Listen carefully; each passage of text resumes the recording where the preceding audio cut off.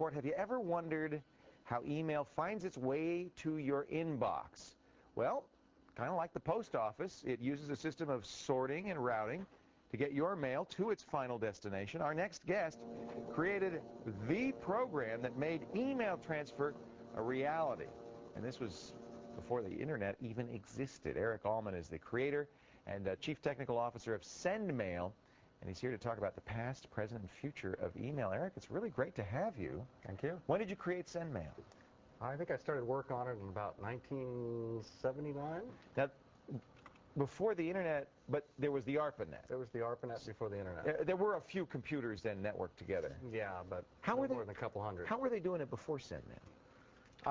Well, the client sort of knew about the network, and hopefully they would talk to each other, and sometimes they even did. So it was almost a point-to-point where you would say, hey, Stanford Research Institute, do you have any email for me? And it'd say, yeah, here's your mail, that kind of thing? Well, in fact, what you could do is send stuff over the ARPANET just fine, but if you had to go to a network behind the ARPANET, then forget it. It was just really hard. So why'd you start writing Sendmail? Because I had an internet or a network behind the ARPANET, and it was a quick hack. I was really tired of dealing with professors fighting with each other, actually. It's interesting. So you were a system administrator at Stanford, at Cal? I was actually running the coding for a research group on database management systems. I wasn't doing networking research at all. It's interesting, though, how many of the internet programs and protocols were created as a quick hack to solve an immediate problem. Yep. And yet somehow it's managed to all hang together, and Sendmail's still around, still being used. How much of the email that's being sent is through Sendmail? You know, it's impossible to measure, but it's well over half. Yeah, I've heard even as much as 80 or 90%, depending on who you talk to. Certainly, most of everything I see comes from Sendmail. You can even see in the headers, you can see Sendmail. That's SMTP, right? Sendmail is an SMTP server. So when I set in my SMTP server, I set it up with my email program, chances are I'm giving it the name of a Sendmail server. Good chance you're in talking most to cases. Sendmail, yes. Yeah. Now, Sendmail is still around. Was it open source in those days? In those days, you know, I was solving a problem. It turns out a friend of mine had a problem, so, you know, of course, we just had kind of a share ethic. And we didn't call it open source back then. We called it sharing. But that was the way it worked, right? I help you with your problem, and if you've got something that'll help me, you say, hey, yeah, here's the... Exactly. Was it tape? Was it on disc? How did you... Usually tapes, yeah. Wow. Sometimes even those big, humongous disc packs that you carry around. Oh, man! How big was that original program? Oh, by today's standards, it was tiny. Yeah, because you didn't have a lot of RAM in those days. So. Oh, it was 65K, right? Right. Now, did you have any idea in 1979 that this little hack you worked on for a couple of weeks was going to end up running probably the most important protocol on the internet?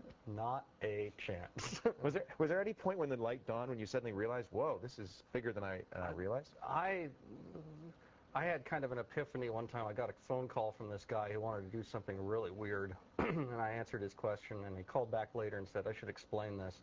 I went to the Chicago Public Schools, and we've got a pen pal program with kids in the Moscow Public Schools. And this is, you know, it's still Cold War era. Right. So they can't just send directly. They have to route behind all of these secret things to get through. And that was, like, really cool. It's like, okay, the world is a smaller place now. It's a lot smaller, thanks to you, Eric. Now, the program is still around in an open source version at sendmail.org. Yeah. But you recently made a company. Why did you create the company Sendmail? You know, when an open source project gets big enough, you end up finding you're spending all of your time just supporting it. Right. And you can't move it forward anymore. Right. And so I think if you look at any of the big successful they've all gone things, through that, haven't they? They've all had to come up with some other way to get more support into the process, or it collapses under its own weight. So there's a sendmail.com, which is Sendmail Incorporated. Are we now going to see a divergence of the two programs? No. There's still going to be a common core of source. No, Sendmail Inc. is committed to the open source and puts resources into helping the open source development. Good for you, yeah. And is it expanding? Are you getting on more and more computers? Is more and more people using it because of the commercial? Yeah, absolutely. You just did a deal with IBM, right? Well, yeah, we did a deal with IBM. We've got deals with Intel.